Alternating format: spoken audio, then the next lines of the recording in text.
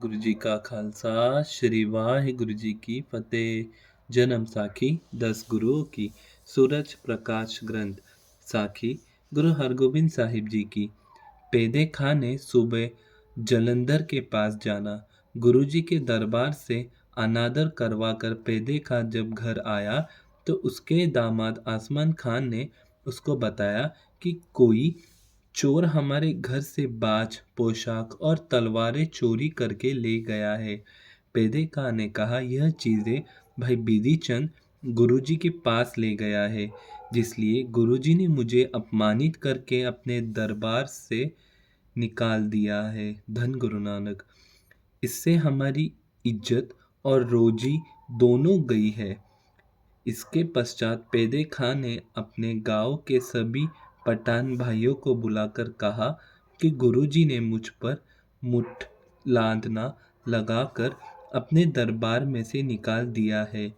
तुम सारे मेरे साथ मिलकर जलंधर के सूबे कुतुब खां के पास चलो और वहाँ सारी बात बताकर उससे सहायता लेकर गुरुजी का घर बाहर लूट लेंगे और गुरु को पकड़कर बादशाह के हवाले करके बहुत बड़ा इनाम लेंगे। धन गुरु नानक।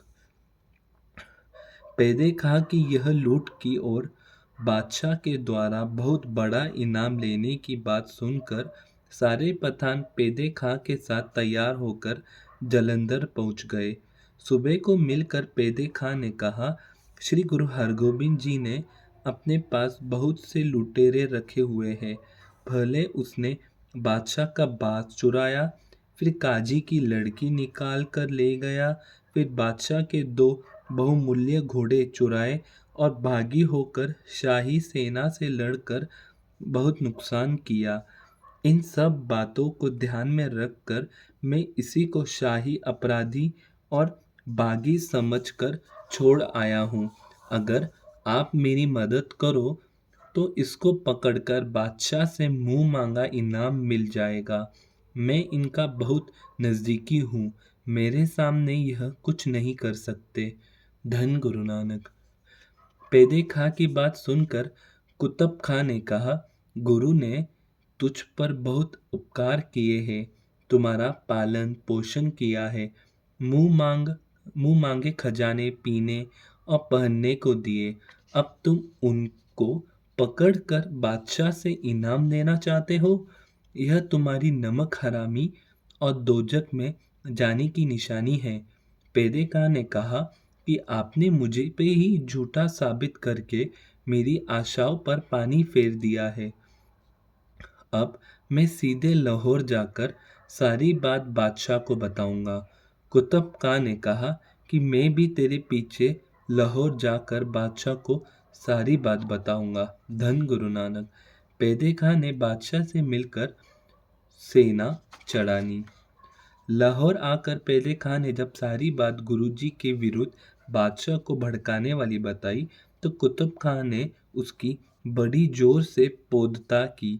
इनके बुलावे में आकर शाहजहां ने पेशावर के सूबे काले खां पठान को, जो मुस्लिम खां का भाई था, 25,000 जवानों के साथ गुरुजी पर चढ़ाई करने का हुक्म दे दिया। धन गुरु नानक। इसके साथ जलंधर के सूबे कुतुब खां को भी मदद करने के लिए हिदायत कर दी। धन गुरु नानक।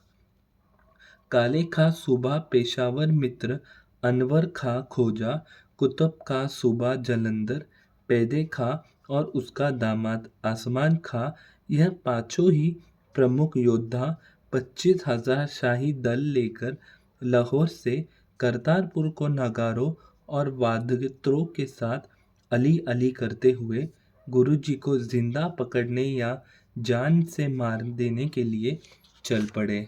धन गुरु नानक। अमृतसर से चलकर आपको व्यास दरिया पार करने में 1 दिन लग गया। दरिया पार करके करतारपुर से कुछ नज़दीक ही डेरा करके कुतुब खां ने कहा, पहले अनवर खां को भेदपूर्वक स्थिति में भेजकर पता कर लो कि गुरुजी के पास कितनी सेना है और युद्ध के लिए उनकी कितनी तैयारी है। धन गुरु नानक। वाहिगुरु जी का खालसा, वाहिगुरु जी की फतेह। धन गुरु नानक, धन गुरु नानक।